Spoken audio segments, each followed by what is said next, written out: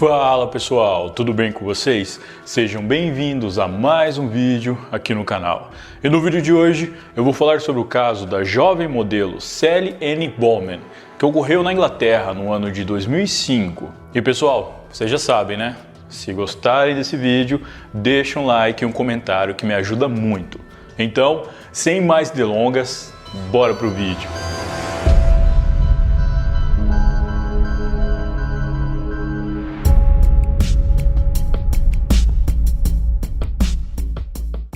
Nascida em setembro de 1987 em Carshalton, no sul de Londres, Sally Ann Bowman era a mais nova de 4 filhas e tinha como objetivo de sua vida alcançar a fama.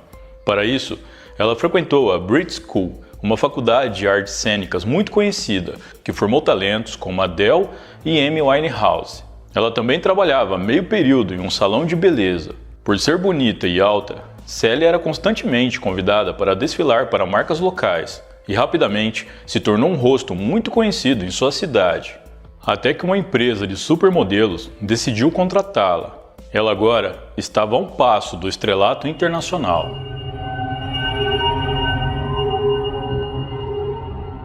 O dia 24 de setembro de 2005 era um sábado e, como a maioria das jovens de sua idade, Sally, que tinha 18 anos, e uma amiga mais velha que ela planejavam sair à noite na cidade depois de uma longa semana de trabalho. Depois de comer em um restaurante, Sally ainda teria que viajar cerca de 15 quilômetros até sua casa. Mas sua amiga a convidou para ir com ela numa festa em um pub chamado Lloyd's Bar. As duas beberam e se divertiram, mas por volta da 1 da madrugada, Sally disse que queria ir embora. Elas pediram um táxi que as deixou na casa dessa amiga. Logo depois de chegar, Sally não estava se sentindo bem em dormir numa casa estranha. Sua amiga só tinha irmãos homens, mas ela não tinha mais dinheiro para pegar um táxi e àquela hora não tinha mais ônibus para o seu bairro. Então ela decidiu ligar para o seu namorado, um rapaz chamado Louis, de 20 anos. Ela sabia que Louis estava numa região próxima, no aniversário de um amigo, e perguntou se ele poderia passar na casa de sua amiga para pegá-la e depois deixá-la em casa. Ele concordou e a pegou em seu carro, e por volta das 2h30, os dois saíram rumo à casa de Sally. Durante a viagem de carro, eles discutiram. Um culpava o outro de traição. Ao chegarem na rua da casa de Sally, a discussão continuou dentro do carro por cerca de 2 horas, mas em seguida eles fizeram as pazes, se abraçaram e se beijaram. Louis disse que precisava voltar, mas Sally não queria que ele fosse embora. E então, eles começaram a discutir novamente. Louis saiu do carro e Sally saiu com ele. O rapaz deu a volta, deu um abraço nela e entrou novamente no carro. Mas Sally entrou no veículo atrás dele, disposta a não deixar que ele voltasse para o aniversário. Por fim, Sally pegou sua bolsa, saiu do carro e começou a caminhar em direção à sua casa, enquanto que Louis ligou o carro e foi embora. Por volta das 4h30 da manhã, os gritos de Sally foram ouvidos por seus vizinhos, mas nenhum chegou a investigar o que havia acontecido. Pela manhã, o entregador de jornal encontrou o corpo de Sally na porta de sua casa. Ela tinha sido forçada a ter relações e foi perfurada várias vezes com um objeto pontiagudo com lâmina, provavelmente uma faca. A polícia foi chamada e a casa foi isolada dos curiosos que haviam começado a cercar a rua. A necrópsia revelou que a causa da morte de Sally foi hemorragia. Eles também encontraram marcas de mordidas espalhadas pelo seu corpo. O mais estranho é que foi encontrado resquícios de cimento em suas vias aéreas. O ataque foi cruel e chocou toda a comunidade. A investigação para encontrar o responsável pelo crime começou de imediato, mas a polícia estava literalmente às escuras. Não haviam testemunhas e a vizinhança não tinha câmeras de segurança. Não seria fácil, mas eles tinham uma evidência. O criminoso havia deixado seu DNA. O namorado de Sally, como sempre acontece em casos assim, foi inicialmente tratado como o principal suspeito, mas foi liberado no mesmo dia. Porém, 2 dias depois, ele acabou sendo preso, depois que registros telefônicos mostraram que ele teria ameaçado Sally, a acusando de traição. No entanto, seu DNA não era compatível com as amostras encontradas no local, e ele foi posto em liberdade 4 dias depois. Quase 5 meses após o crime, os exames de DNA ainda não haviam encontrado alguém compatível, pelo menos ninguém que estivesse no banco de dados da polícia. A essa altura, a investigação pediu para que os 340 mil homens que vivem na área se apresentassem para a coleta de DNA, mas apenas 771 homens se apresentaram para oferecer suas amostras. A polícia não tinha mais nada para investigar e o caso estava esfriando. Em fevereiro de 2006, a investigação estava sendo encaminhada para o arquivamento, até que em junho daquele ano, através de depoimentos, os investigadores começaram a traçar uma linha do tempo para tentar decifrar quem seria o responsável pela morte de Sally, e eles conseguiram.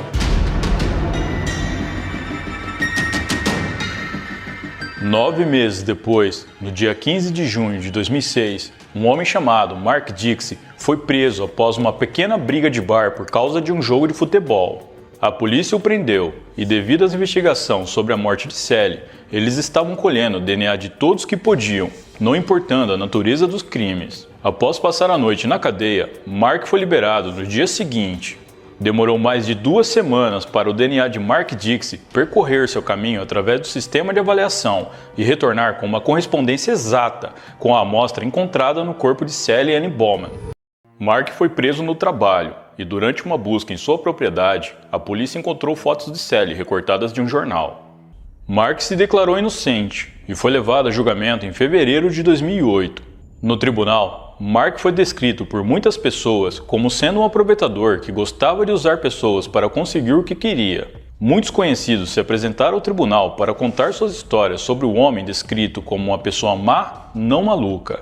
Sem ter mais como escapar, ele finalmente confessou que teve relações com Sally enquanto ela estava inconsciente na calçada de sua casa, mas se recusou a admitir que tirou a vida dela, alegando que a encontrou daquele jeito e que apenas se aproveitou da situação. Ele disse também que só percebeu que ela estava sem vida quando mordeu a sua bochecha. A polícia então traçou uma linha do tempo para os acontecimentos, que se deu da seguinte forma. Na noite em que o crime ocorreu, em setembro de 2005, a cidade estava muito agitada. Havia mais de 150 bares e pubs abertos e não faltavam oportunidades para se divertir. Naquela noite, enquanto Sally e sua amiga bebiam no Lloyd's Bar na rua principal, uma comemoração estava acontecendo 3 quilômetros adiante, onde Mark Dixie, com 35 anos, estava comemorando seu aniversário. Ele bebia com alguns amigos com quem dividia uma casa e pretendiam ir embora apenas na manhã seguinte. Porém, depois de beber muito e usar entorpecentes, Mark e seus amigos resolveram deixar o pub mais cedo, por volta das 2h30, e foram para casa, na Avondale Road. Seus amigos o deixaram no sofá, com medo dele vomitar no dormitório. Então, eles foram para o quarto. Mark confessou que quando acordou, ele sentiu uma enorme necessidade de ter relações com alguma mulher. Ele então trancou seus amigos no quarto, para que eles não percebessem que ele havia saído. Andando pela rua, ele encontrou Sally sozinha na calçada de sua casa. A moça estaria escrevendo uma mensagem de texto no seu celular, e ele aproveitou a distração dela para atacá-la. Também foi revelado que ele tentou remover o seu DNA do corpo dela com cimento em pó, que estava numa caçamba na casa vizinha, cobrindo as marcas de mordida e até colocando dentro do nariz da jovem.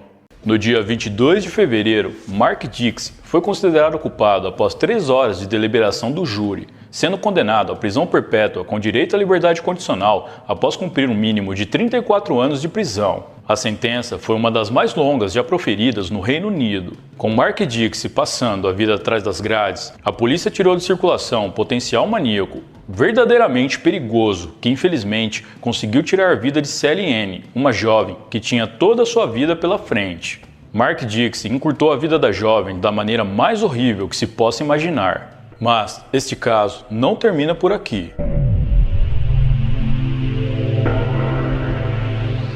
À medida que mais detalhes vieram à tona durante o julgamento, o tribunal soube que Mark havia morado na Austrália de 1993 a 1999, onde namorava uma jovem chamada Sandra, com quem teve 2 filhos.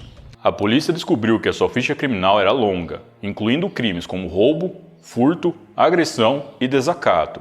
Ele usou vários nomes falsos ao longo dos anos, como Mark Dow, Steve MacDonald e Shane Turner. e foi deportado da Austrália depois de ter atacado uma mulher. Em 1987, quando tinha apenas 16 anos, Mark já havia começado sua carreira criminosa. Ele atacou uma mulher, a empurrando para dentro do seu carro, onde a forçou a fazer as coisas com ele. Ele ainda tentou manter ela no veículo, mas a mulher conseguiu escapar. Em 1998, uma estudante tailandesa que morava na Austrália foi ameaçada. Seu agressor a perfurou com um objeto pontiagudo e saiu na sequência achando que ela estava sem vida, mas felizmente ela sobreviveu. O DNA encontrado na cena pertencia a Mark Dixie. Ele também teria sido acusado de outro ataque em 2002, quando agrediu uma mulher em um lance de escadas. Essa mulher também sobreviveu ao crime. Mark também teria atacado, roubado e agredido outras 3 mulheres enquanto vivia na Espanha com a sua namorada. Em 2015, Mark finalmente admitiu ter tirado a vida de Sally Ann Bowman e os outros crimes que a polícia descobriu. No total, ele teve outras 17 condenações por atos criminosos adicionados à sua pena em 2017 e ainda foi condenado a mais 2 sentenças de prisão perpétua pelos abusos que cometeu entre 1987 e 2002. Ao longo dos anos, Mark ainda foi ligado a outros casos não resolvidos, incluindo o ataque a uma mulher poucas horas antes de Sally, na mesma vizinhança, além de outra jovem chamada Jennifer Keeley, uma sem-teto morta em janeiro de 2005. Um registro nacional de DNA poderia ter identificado o responsável pela morte de Sally Ann em apenas 24 horas. Em vez disso, demorou quase 9 meses até que Mark Dixie fosse identificado e quase 2 anos e meio para que a justiça fosse feita. Devido à repercussão do caso, um projeto de lei foi enviado para que o governo mantivesse o Registro Nacional de DNA atualizado mês a mês. Porém, o projeto foi recusado, pois o governo afirmou que era impossível proteger um banco de dados de 60 milhões de pessoas, sem mencionar as questões éticas de colocar todos que vivem no Reino Unido em um banco de dados para facilitar a captura de criminosos.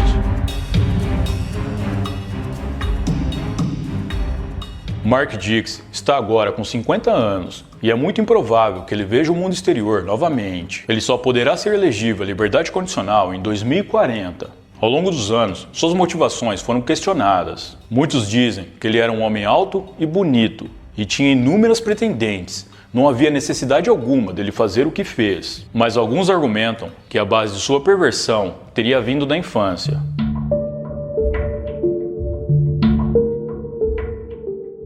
Três semanas antes do crime que vitimou Sally Ann, Mark havia sido expulso da casa que dividia com sua namorada e filho.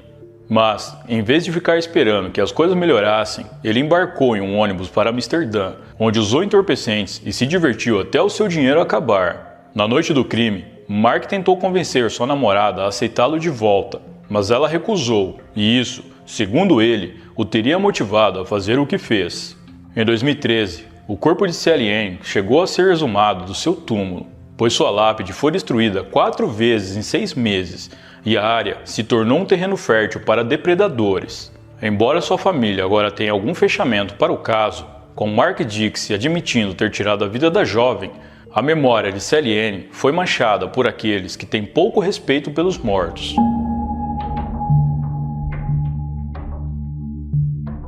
Bom, pessoal, então é isso. Muito obrigado por me assistir até o final. Eu vou ficando por aqui. Um grande abraço e até a próxima.